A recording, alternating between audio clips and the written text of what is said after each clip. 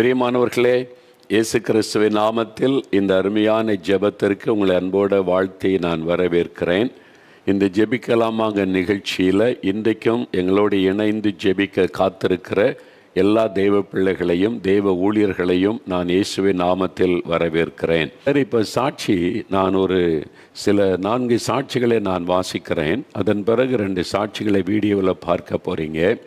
இயேசு எப்படி அற்புதம் செய்தார், எப்படி அவங்க அற்புதத்தை பெற்றுக்கொண்டார்கள் என்பதை அறிந்து கொண்டு நீங்களும் இன்றைக்கு அற்புதத்திற்காக ஜெபித்து பெற்றுக்கொள்ள வேண்டும். முதலாவது சகோதரி பானு, தூத்துக்குடி. அங்கிருந்து ஒரு சகோதரி எழுதியிருக்கிறாங்க.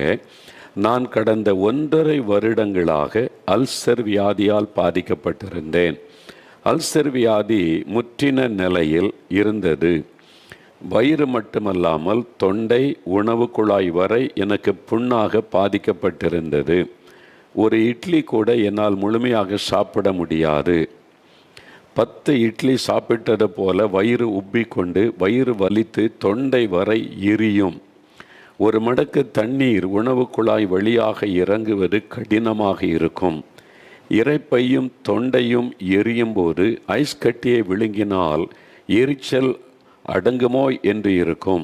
அல்சருக்காக மாத்திரை மருந்துகளை சாப்பிட்ட போதும் கூட எனக்கு தீர்வு கிடைத்தது இல்லை. ஆனால் உங்களுடைய ஜெபிக்கலாமாங்க நிகழ்ச்சியை பார்த்து நெடுநாள் வியாதிக்கு பாவம்தான் காரணம் என்பதை அறிந்து கொண்டேன். அதன் பின்பு சினிமா பாட்டு கேட்பது, ஃபோனில் என் நேரத்தை செலவிடுவது எல்லாவற்றையும் பாவம் என்பதை நான் உணர்ந்தேன்.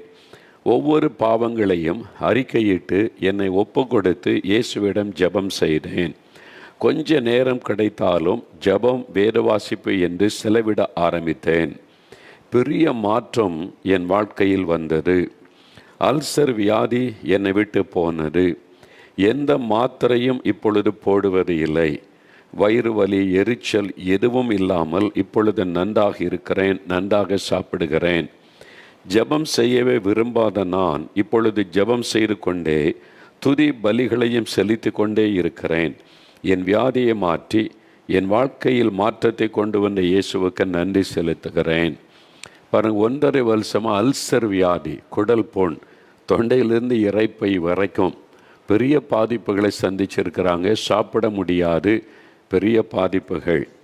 ஆனால் இந்த மாதிரி வியாதி எதனால் என்று யோசித்த போது ஆவியானவர் அவனுடைய பாவத்தை சுட்டி காண்பித்தார். அப்போ சில வியாதிக்கு காரணம் நம்முடைய பாவங்களாக இருக்க முடியும். வேத புஸ்தகத்தில் வாசிக்கிறோம், ஒரு வியாதிஸ்தனை கொண்டு வந்தபோது இயேசு அவனுடைய பாவத்தை மன்னித்த பிறகுதான் அவனை குணமாக்கினார். ஒருவேளை உங்களுடைய வியாதிக்கு காரணம் உங்களுடைய பாவமாக இருக்கலாம். ஏதோ ஒரு பாவம், உங்களுடைய கோபம், எரிச்சல், வைராக்கியம், பகைகள், சண்டைகள், ஏதோ ஒரு பாவ காரியம். அதை அறிக்கையிட்டு நம்ம ஒப்பு கொடுத்து ஜெபிக்கும்போது இயேசு பாவத்தை மன்னித்து சுகம் தருகிறார். பாருங்கள், அற்புதமான சுகம். இப்போ அந்த வியாதியே இல்லை அப்படின்ற மாதிரி சுகம் ஆண்டவர் தந்து விட்டார். இன்னொரு சகோதரி பாருங்கள், சகோதரி கிரேசி, திருப்பூரில் இருந்து அவங்க எழுதியிருக்கிறாங்க. கடந்த 1 வருடமாக எனக்கு முடக்குவாத நோய் இருந்தது. மூட்டு எலும்புகளில் வலி இருக்கும். அந்த மூட்டுகளில் வீக்கமும் இருக்கும். எழுந்திருக்கவும் உட்காரவும் மிகவும் கஷ்டப்படுவேன். நடப்பது மிகவும் சிரமமாக இருக்கும். கிச்சனில் கொஞ்ச நேரம் நின்று வேலை செய்வது என்பதே என்னால் முடியாமல் இருந்தது. ஜெபிக்க வேண்டுமென்று நான் நினைப்பேன். ஜெபிக்க உட்கார்ந்தாலே எனக்கு தூக்கம் வந்துவிடும். காலையில் எழுந்து ஜெபிக்க வேண்டுமென்று முடிவு செய்வேன். ஆனால் என்னால் எழுந்திருக்கவே முடியாது. 8 மணி வரைக்கும் தூங்கி விடுவேன். இந்த சூழ்நிலையில்தான் நீங்களும் சகோதரர் ஜோசப் மனோகரன் அவர்களும் ஜெபத்தை குறித்து பேசின நேரலை நிகழ்ச்சியை பார்த்தேன். அது எனக்கு மிகவும் பிரயோஜனமாக இருந்தது. ஜெபிக்க முயற்சி செய்ய வேண்டும். நீங்கள் முயற்சி செய்யும்போது தொடர்ந்து உற்சாகமாக ஜெபிக்க ஆண்டவர் பலன் தருவார் என்று அதில் சொல்லப்பட்டது. நானும் முயற்சி செய்து பார்த்தேன். 4 மணிக்கு எழுந்திருந்து ஜெபிக்க ஆரம்பித்தேன். ஆரம்பத்தில் சிரமமாக இருந்த பழக்கம் நாளடைவில் இப்பொழுது எனக்கு பழகிவிட்டது. அதன் பிறகு இயேசுவே என்னை எழுப்பிவிட்டு ஜெபிக்க செய்கிறார். நான் ஜெபிக்க ஆரம்பித்ததுமே எனக்கு இருந்த மூட்டு வலி, கால்வலி, வீக்கம் எதுவும் இல்லை.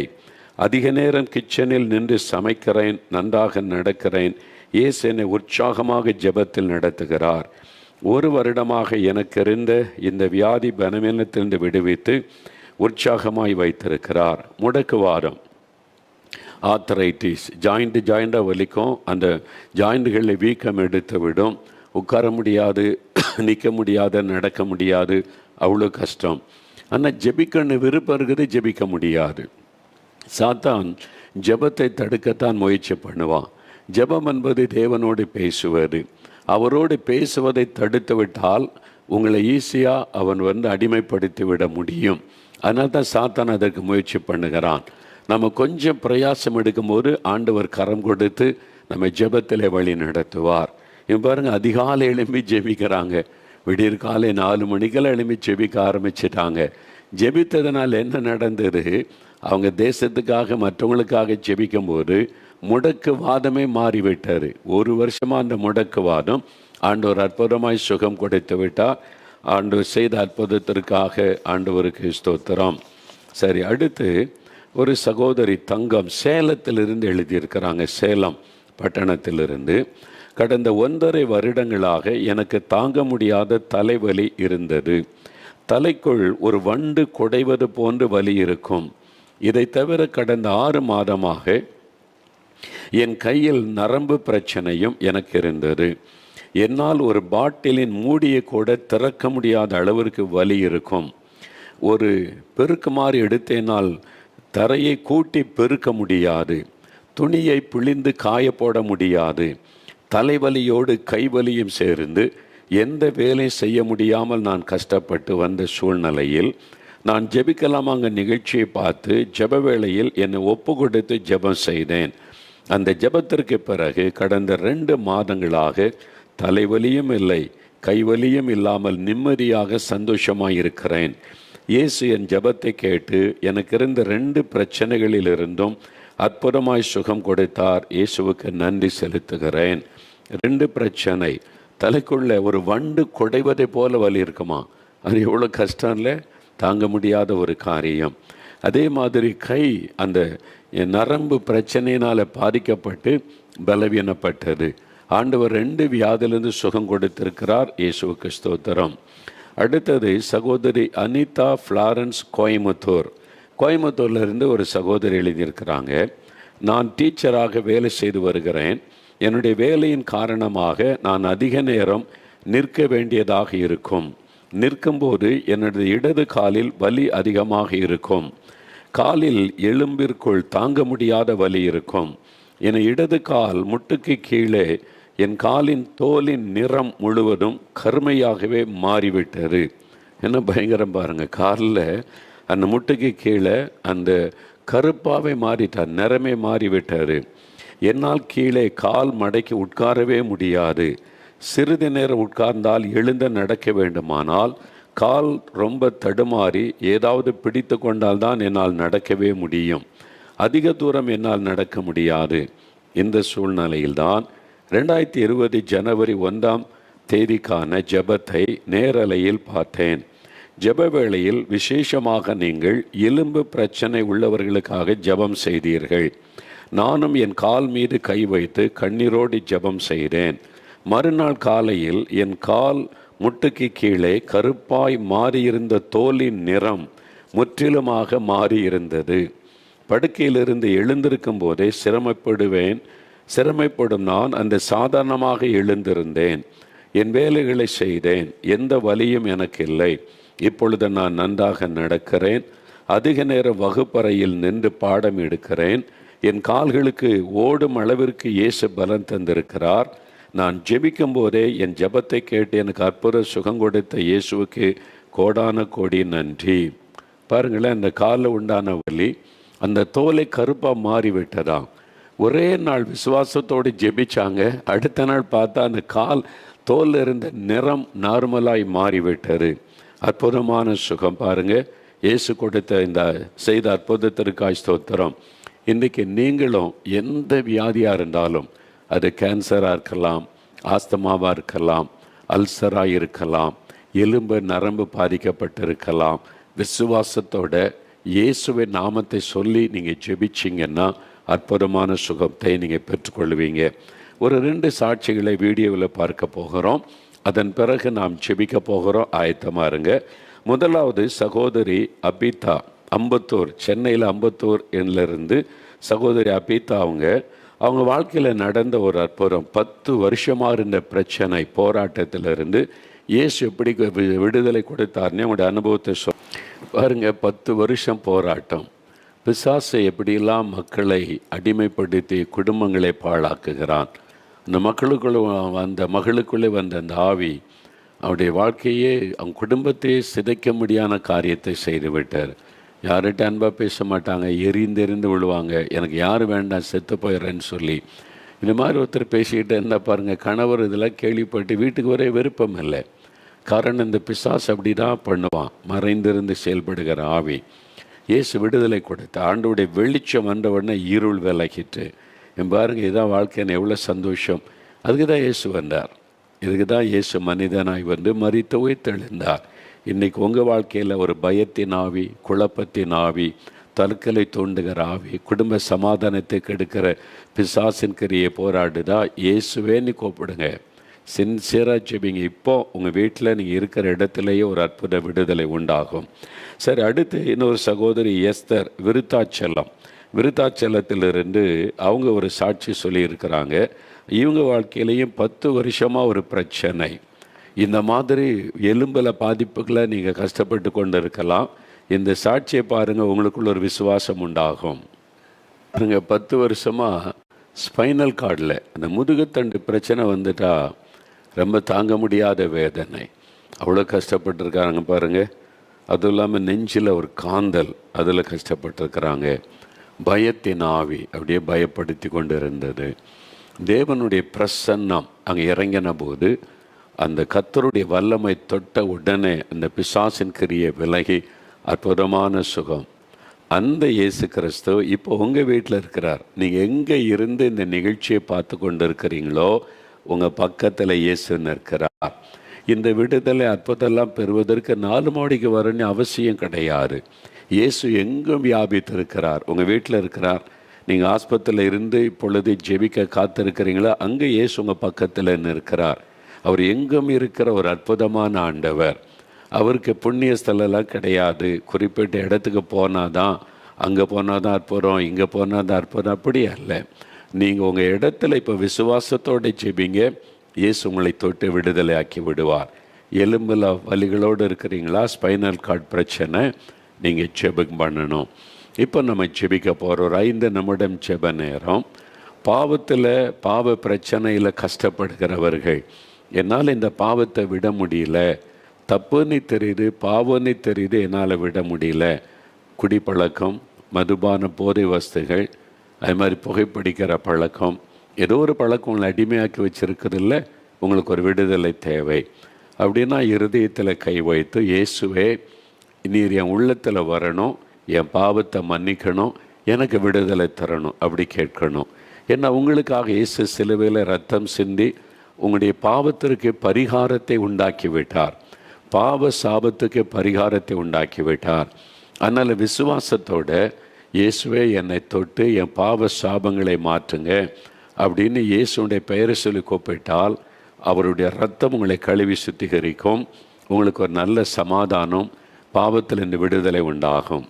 வியாதி உள்ளவர்கள் வியாதி உள்ள இடத்துல கை வைத்து ஜெபிக்கணும். எங்கே உங்களுக்கு வலி, வேதனை, கஷ்டம் இருக்கிறதோ அந்த இடத்துல கை வைத்து ஜெபிக்கலாம்.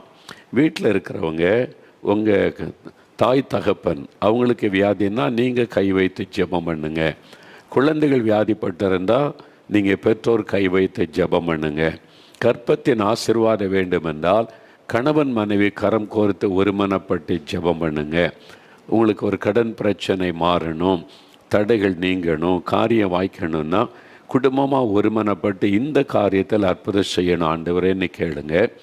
ஆஸ்பத்திரியில் இருந்தீங்கன்னா நீங்கள் அந்த வியாதிஸ்தர் மீது கை வைத்து இயேசு கிறிஸ்துவின் நாமத்தில் ஜெபிக்கணும்.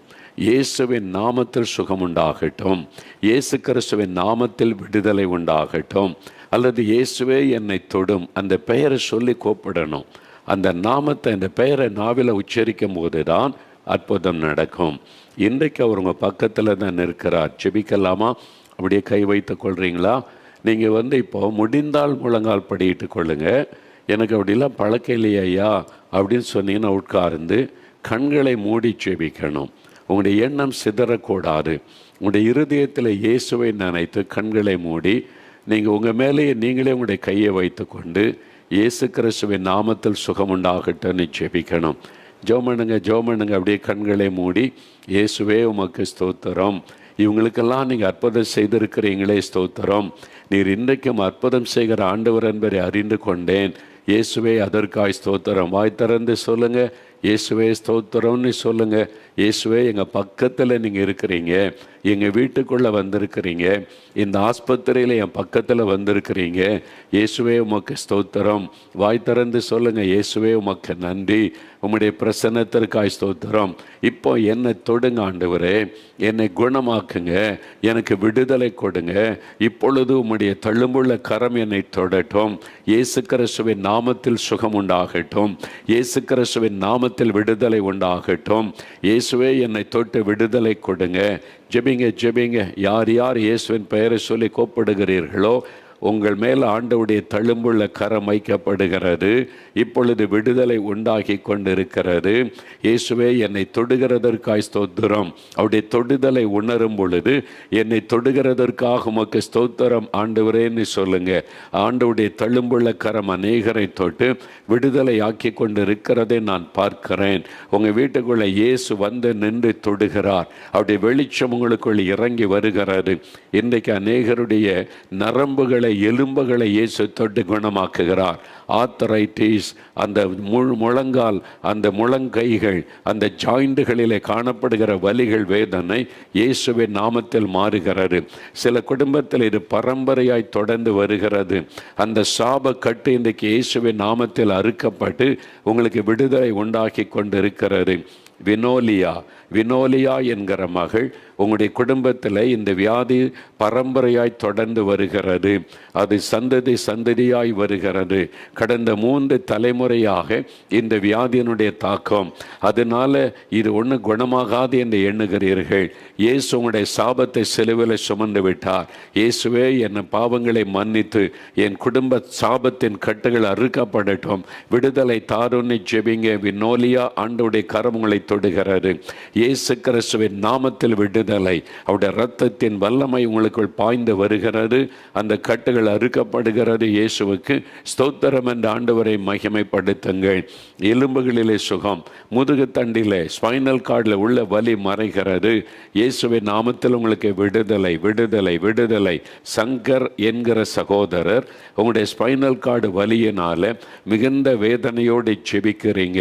பல வருடமாய் உங்களுடைய சரீரத்தை பாதித்து கொண்டிருக்கிற வலி இயேசு கிறிஸ்துவின் நாமத்தில் இப்பொழுது விலகுகிறது. இப்போ எழுமுங்க, நீங்கள் சோதித்து பாருங்க, வலி மறைந்து விட்டது. இயேசுவுக்கு நன்றி, இயேசுவே ஸ்தோத்திரம் என்று சொல்லி ஆண்டவருக்கு நன்றி சொல்லுங்க. இப்பொழுதே அமலி என்கிற ஒரு மகள் உன்னுடைய தலைக்குள்ள காணப்படுகிற பிரச்சனையும் கழுத்து எலும்பில் இருக்கிற பிரச்சனையும் உனக்கு மனத்தில் ஒரு வேதனையும் வாழ்க்கை குறித்த வெறுப்பையும் உண்டாக்கிவிட்டது. மகளே, ஆண்டவருடைய வல்லமை இப்பொழுது உன் மீது இறங்குகிறது. இயேசு கிறிஸ்துவின் நாமத்தில் உனக்கு சுகம் உண்டாகிறது. ஆண்டவர் அந்த கட்டுகளை அறுத்தறிந்து விடுதலை தருகிறார். இயேசுவுக்கு ஸ்தோத்திரம். அந்த ஆண்டவரே உமக்கு நன்றி செலுத்துகிறேன் என்பதாய் சொல்லி இயேசுவுக்கு நன்றி சொல்லுங்கள். இப்பொழுது பார்வதி என்கிற ஒரு தாயார் ஜெபம் பண்ணுகிறீங்க. உங்கள் குடும்பத்தில் பலருக்கு ஒரே விதமான வியாதி. அதனால் என்ன சாபமோ தெரியலையே, இயேசுவே எங்கள் குடும்பத்தை இந்த சாபத்தில் இந்த விடுதலையாக்கி காப்பாற்றுங்கன்னு ஜெபிக்கிறீங்க. உங்கள் ஜெபத்தை இயேசு கேட்டு உங்கள் குடும்பத்தின் மீது இந்த சாப கட்டுகள் அறுக்கப்படுகிறது. சகல நோய்களும் இயேசுவின் நாமத்தில் குடும்பத்தை விட்டு விலகுகிறது. அடிக்கடி உங்களுடைய சொப்பனத்தில் ஒரு உருவம் தோன்றி உங்களை பயமுறுத்தும். அதை கொடு இதை கொடு என்று சொல்லி நிறைய காரியங்களை நீங்கள் பண செலவு பண்ணி செய்தும் கூட விடுதலை இல்லை. இன்றைக்கூட அந்த பொல்லாத பிசாசின் கிரியை அழிக்கப்படுகிறது. விடுதலை பெற்றுக்கொண்டீங்க. இயேசுவுக்கு ஸ்தோத்திரம். என் ஆண்டவருக்கு இப்போ மகிமை செலுத்துங்க, நன்றி செலுத்துங்க. ஆண்டவர் அப்படியே கொடுத்த விடுதலைக்காக உமக்கு ஸ்தோத்திரம். இயேசுவே நீர் கொடுத்த விடுதலை சுகத்திற்காய் நன்றின்னு சொல்லுங்க. சிலருடைய பாவ கட்டுகள் அறுக்கப்படுகிறது. பாவத்தின் அடிமைத்தனத்தில் இருந்த அநேகருக்கு ஆண்டவர் விடுதலை தருகிறார். மதுபான பழக்கங்கள், போதை வஸ்துகள், அந்த கட்டுகள் இயேசுவின் நாமத்தில் அறுக்கப்படுகிறதற்காய் நன்றி. புது இருதயத்தை ஆண்டவர் கொடுத்து நீர் ஆசீர்வதிக்கிறீர். அதற்காக உமக்கு ஸ்தோத்திரம் ஆண்டவரே, உமக்கு நன்றி. மிஸ்டர் சீலன், சகோதரர் சீலன், ஆண்டவர் இயேசு உங்களுடைய பாவத்தை மன்னித்து புது இருதயத்தை தருகிறார். பழையவைகள் ஒளிந்து போயின. இன்றைக்கு ஒரு தேவ சமாதான நிம்மதி உள்ளத்தில் வருகிறது. வாய் திறந்து ஆண்டவருக்கு நன்றின்னு ஆண்டவருக்கு ஸ்தோத்திர பலிகளை ஏறிடுங்க. மாதவன் என்கிற சகோதரர், இதெல்லாம் உண்மைதானா, இப்படியெல்லாம் கூட நடக்குமா என்பதாக நீங்கள் மனதில் எண்ணுகிறீர்கள். நீங்கள் ஆண்டவருடைய வல்லமையை சந்தேகப்படவில்லை, ஆனால் இது உண்மையாக இருக்குமான்னு ஆச்சரியமாய் பார்க்கிறீர்கள். மாதவன், இயேசு கிறிஸ்து உங்களை நேசிக்கிறபடினால் உங்களை தொடுகிறார். உங்கள் வாழ்க்கையில் சில நஷ்டங்களை அனுபவித்து மனிதர்களால் ஏமாற்றப்பட்ட வேதனை ஒரு பக்கம், சரீரத்தில் உண்டாயிருக்கிற பலவீனத்தினால் பாதிக்கப்பட்டு அடிக்கடி உங்களுடைய இருதயம் பாதிக்கப்பட்டு மரண பயத்தில் கஷ்டப்படுகிறீர்கள். இயேசுவேன்னு கூப்பிடுங்க. இப்போ இயேசுவே என்னையும் தொடும் சொல்லுங்க. வாய் திறந்து இயேசுவே என்னையும் தொடுன்னு சொல்லுங்க. இப்போ ஆண்டவருடைய வல்லமை உங்களை தொடுகிறது. அந்த கட்டுகள் அறுக்கப்பட்டு விடுதலை சுகம் உண்டாகிறது. இயேசுவே உமக்கு நன்றின்னு சொல்லுங்க. ஆண்டவர் செய்த அற்புதத்திற்காக நன்றி. தகப்பனே, இந்த நாளில் அநேகரை தொட்டு விட்டீர், விடுதலை கொடுத்து விட்டீர், உமக்கு ஸ்தோத்திரம். இப்போ எல்லாம் வலதுகரம் உயர்த்துங்க. இயேசுவே நன்றின்னு சொல்லு. இயேசுவே நன்றி, இயேசுவே ஸ்தோத்திரம். என்னை தொட்டீர், சுகம் கொடுத்தீர், விடுதலை கொடுத்தீர், ஸ்தோத்திரம். மனதார ஆண்டவருக்கு நன்றி சொல்லுங்க. சகோதரி, ஆண்டவரை துதிங்க. நீங்கள் துதிக்க ஆரம்பித்ததுமே விடுதலை நீங்கள் காண்பீங்க, விடுதலை காண்பீங்க. ருக்குமணி என்கிற சகோதரி, நீங்கள் ஜெபிக்கிறீங்க. இயேசுவை துதிங்க. வாய் திறந்து இயேசுவே ஸ்தோத்திரம், என்னை குணமாக்கி விட்டேன்னு சொல்லுங்க. உடனே சரீரத்தில் விடுதலை, உங்களுடைய வியாதியின் வேதனை மறைகிறது. இயேசுவுக்கு ஸ்தோத்திரம் சொல்லுங்க. இயேசுவுக்கு நன்றி, இயேசுவுக்கு நன்றி. தகப்பனே, நீர் ஒவ்வொருவரையும் தொட்டு விட்டீர், அற்புதம் செய்து விட்டீர். அதற்காக உமக்கு ஸ்தோத்திரம் அப்பா. உம்மை விசுவாசித்து ஜெபித்த ஒவ்வொரு பிள்ளைகளுக்கு அற்புதம் செய்துவிட்டே நன்றி. இந்த நாள் முதல் அற்புத மாற்றத்தை காணட்டும். ஆண்டவரே, குழந்தைக்காக ஜெபிக்கிற பிள்ளைகளை ஆசீர்வதியும். கடன் பிரச்சனை மாற ஜெபிக்கிற பிள்ளைகளுக்கு விடுதலை கொடும். ஆண்டவர், வேலைக்காக ஜெபிக்கிற பிள்ளைகளுக்கு வேலைக்கு வழி திறந்தருளும். ஒவ்வொருவருக்கும் தேவையான அற்புதங்களை செய்த மகிழ பண்ணும். இயேசு கிறிஸ்துவின் நாமத்தில் ஜெபிக்கிறோம் பிதாவே. ஆமேன், ஆமேன்.